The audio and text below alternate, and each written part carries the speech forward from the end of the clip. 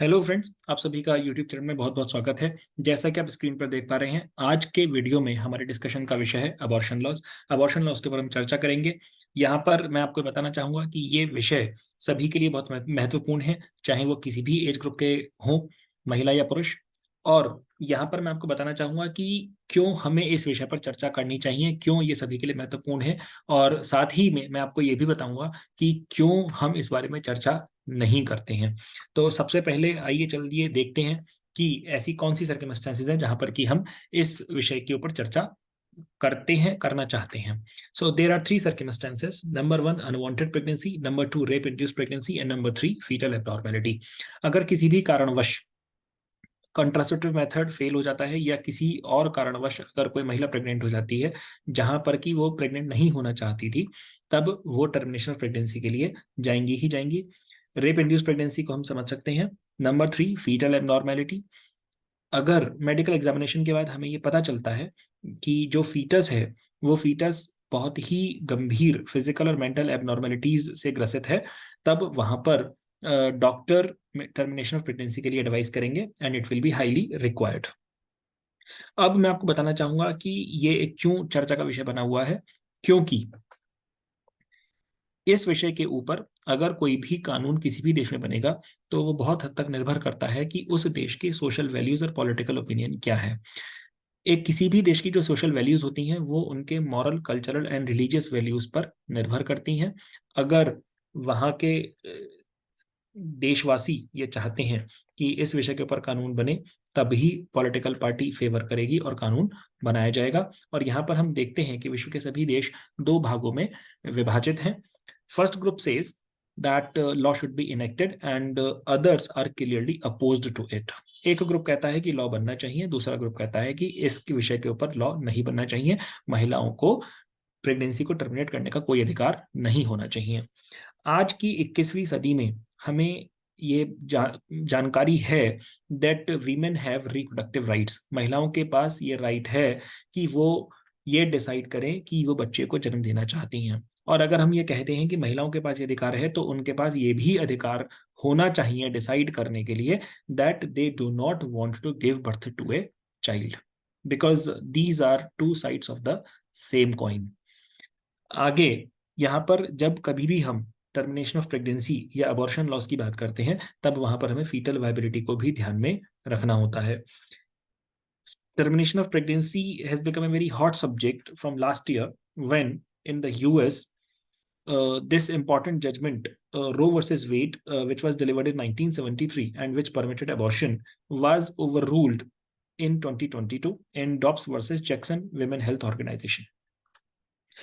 हमारे इंडिया में भी अभी हाल ही में सुप्रीम कोर्ट ने एक महिला को जिसकी की प्रेगनेंसी 26 वीक्स प्लस थी और महिला की जान को कोई खतरा नहीं था, साथ में कोई भी फीटल एबनॉर्मलिटी डिटेक्ट नहीं हुई थी, तो सुप्रीम कोर्ट ने उस महिला को अबॉर्ट करने से मना कर दिया। अब हम देखते हैं कि क्या लीगल प्रोविजंस हैं इंडिया में जो कि इसको रेगुलेट करते हैं। तो यहाँ पर मैं आपको बताना चाहूंगा दैट अगर कोई भी महिला एमटीपी एक्ट के अगेंस्ट जाकर अपनी कंसेंट से भी अगर टर्मिनेशन ऑफ प्रेगनेंसी करवाना चाहती है डॉक्टर से, then it will be a criminal offence.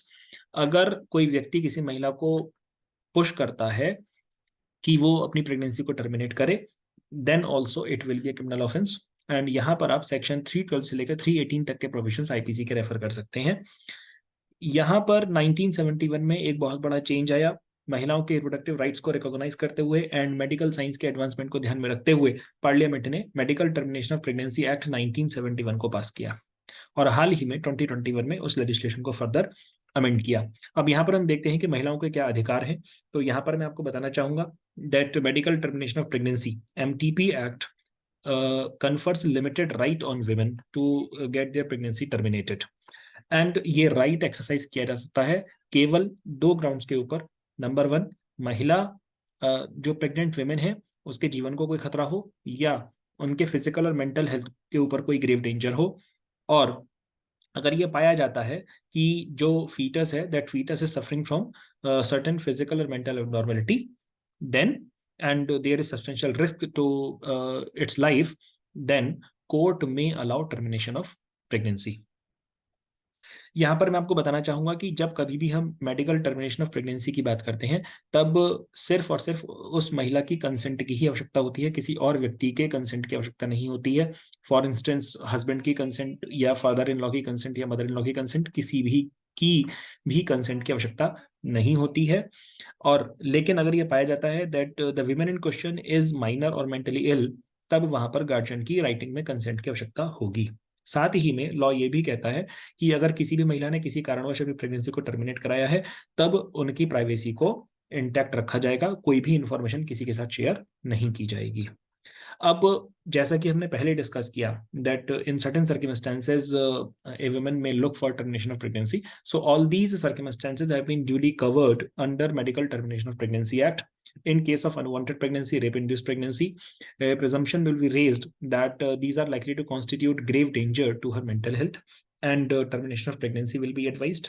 In case of a fetal abnormality, a woman certainly will have the right to get her pregnancy terminated. Now I will tell you the restrictions कि इस right के ऊपर क्या restrictions हैं। तो जैसा कि मैंने आपको बताया, लिमिटेड राइट है, एब्सोल्यूट राइट नहीं है।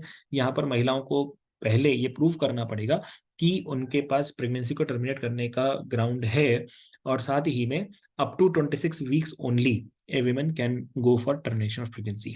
अगर किसी भी केस में प्रेगनेंसी 26 वीक्स के बियॉन्ड जाती है, तब वहां पर उनको सुप्रीम कोर्ट या हाई कोर्ट को अप्रोच करना पड़ेगा, और सुप्रीम कोर्ट या हाई कोर्ट अंडर आर्टिकल 32 और 226 will proceed with the law and they will constitute a medical board as per the legal provision, and medical board के opinion के basis पर ही high court और supreme court ये decide करेंगे कि महिला को प्रेगनेंसी टर्मिनेट करने का की परमिशन दी जानी चाहिए या नहीं दी जानी चाहिए।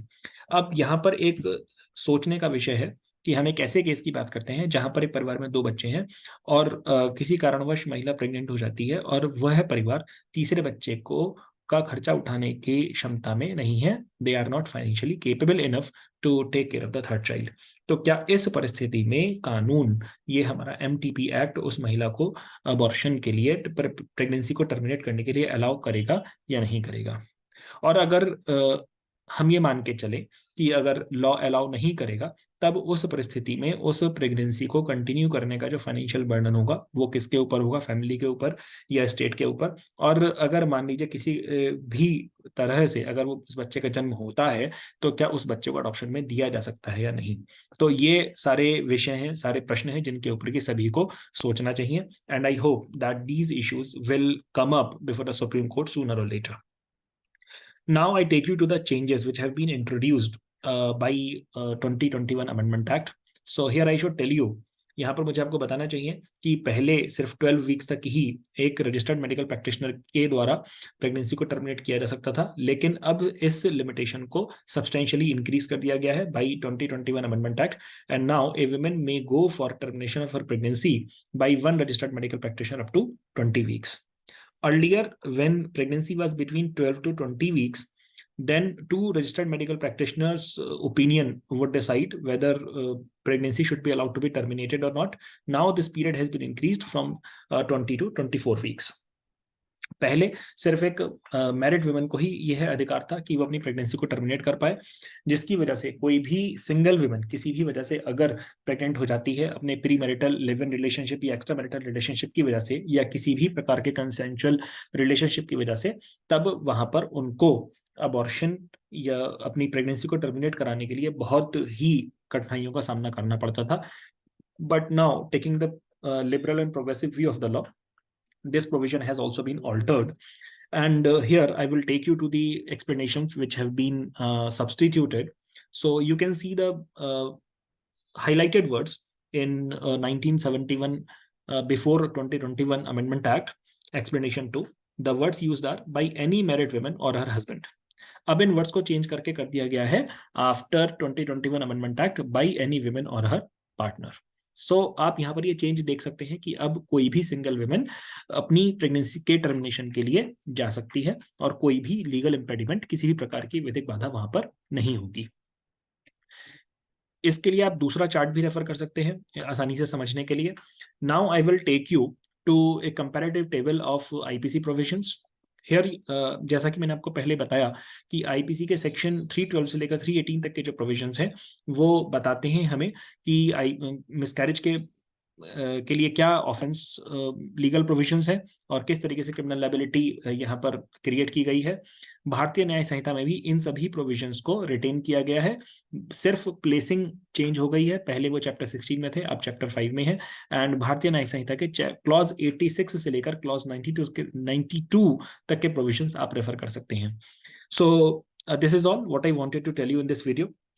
ऐसी आशा करता हूं कि आप सभी लोगों को इस वीडियो का कंटेंट काफी पसंद आया होगा और आप लोगों को medical termination of pregnancy act के बारे में काफी अच्छी जानकारी आपको इस वीडियो के माध्यम से मिली होगी। अगर आप सभी को यह वीडियो पसंद आया है तो please share, like, share and subscribe, and do share it with your friends as well, so that they can also get benefited about this particular important law.